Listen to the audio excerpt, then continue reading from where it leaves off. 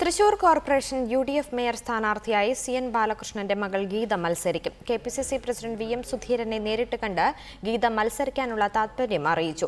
DCC നേതൃത്വത്തിനും ഗീതയുടെ സ്ഥാനാർത്ഥിത്വത്തോടെ എതിർപ്പില്ലെന്നാണ് സൂചന.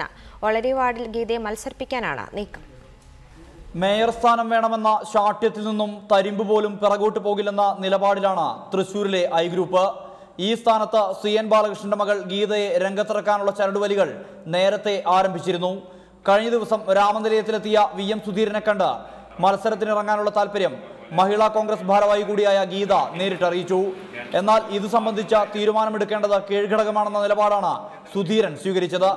Mayor സ്ഥാനാർത്ഥിത്വം സംബന്ധിച്ച ചോദ്യത്തിന് കോൺഗ്രസ് ആയ ആർക്കും മത്സരിക്കാമെന്ന പ്രതികരണമായിരുന്നു DCC president O Abdurahman കുട്ടിയുടേത്.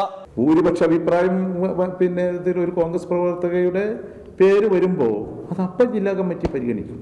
Olari വാർഡിൽ നിന്നും ഗീതയെ മത്സരിപ്പിക്കാനാണ് നീക്കം. മുൻ ഡെപ്യൂട്ടി മേയർ A ഗ്രൂപ്പിലെ സുബി ബാബു, A ഗ്രൂപ്പിലെ നാൻസി അക്കരപ്പറ്റി എന്നിവരും മേയർ സ്ഥാന പരിഗണന ലിസ്റ്റിലുണ്ട്. കോർപ്പറേഷനിലെ സ്ഥാനാർത്ഥി നിർണയം ഈ മാസം 10 പൂർത്തിയാക്കാനാണ് നീക്കം. തൃശൂരിൽ നിന്നും സുർജിത് അയ്യപ്പത്ത്, റിപ്പോർട്ടർ.